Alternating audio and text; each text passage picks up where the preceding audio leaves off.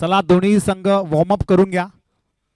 उमरोली आणि Joveli big fight महामुकाबला.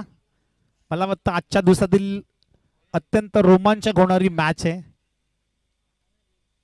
Reverse attempt केलाय, कोणतीही धाव नाही, फक्त फॉर्मॅलिटी शिल्लक आहे, औपचारिकता शिल्लक आहे.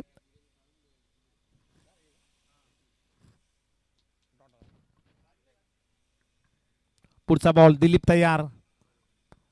आणखीन एक निर्धाव चेंडू. काय गोलंदाजी करतायत उमरोली संघाचे गोलंदाज. उमरोली संघ, उमरोली गाव म्हटलं की गोलंदाजीचा तोफखाना.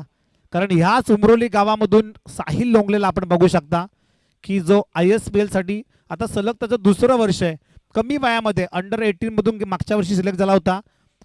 आता तो अंडर-18 मध्ये बसत नाही, पण तो त्याच्यानंतर आता ओपन फॉर्मॅटमधून देखील त्याने बाजी मारली आहे. ही खरी कमाल आहे उमरोली गावची. भरपूर सारे खेळाडू उमरोली गावाने या कर्जत तालुक्यासाठी दिलेत. आकाश गायकर असेल, अजय असेल, आकाश लोंगले असेल, गणेश घारे, साहिल लोंगले, भावेश, शरद बुंदाटे, भरपूर सारे. रत्नदीप देखील, रत्नदीप इंजर्ड आहे परंतु एक चांगला खेळाडू आहे रत्नदीप देखील. तशी कमी मेडन षटक हाताळलं या स्पर्धेतील पहिलं मेडन षटक हाताळलंय इथे दिलीप लोंगलेने. वेल प्लेड दिबा पाटील प्रतिष्ठान उमरोली टीम आणि हार्ड लक जय ताडोबा कळम.